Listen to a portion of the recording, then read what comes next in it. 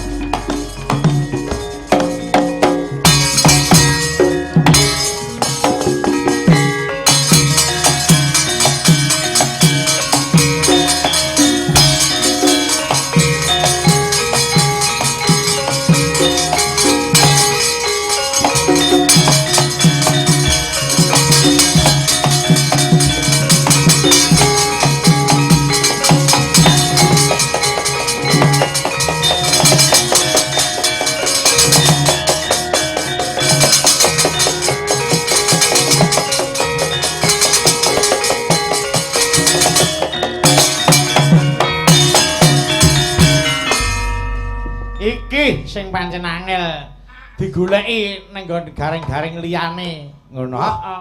Ya angel ning wacine mandeg ya mandeg. Wacine mandeg diubengke. Niku saking senenge sing ngendang Mas Gareng. Senenge kaya ora tau pethuk. Bedina kepethuk kok. Nganti menggeh-menggeh lho iki. Ngeten lho. Seneng atine niku nek wis kumpul kanca nyambut gawe bareng ketemu padha sehate nggih ta. Iso cerita-cerita lelakone dhewe-dhewe. Lah niku merupakan sesuatu yang bisa meringankan pikiran. Ngeten. to. Seneng ki yen kepethuk padha sehate. Nggih. Aku ki mau kesiksa malah do guyu ki. Siksa bab perkara napa? Tekodho ki dikop widada ki kelaran malah do guyu. Lah niku guyune merga panjenengan anu wis percaya karo Mas Dodo. Merga sing jenenge wong berobat niku dasare siji percaya, nggih to? Yakin sik iki. Aku jane percaya, ning lek samina ora percaya. Mula nyoba. Waduh.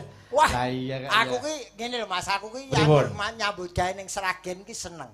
Oh, ngoten nggih. Mergo penggemar seni akeh terus Sragen dhewe ki kutha istimewa.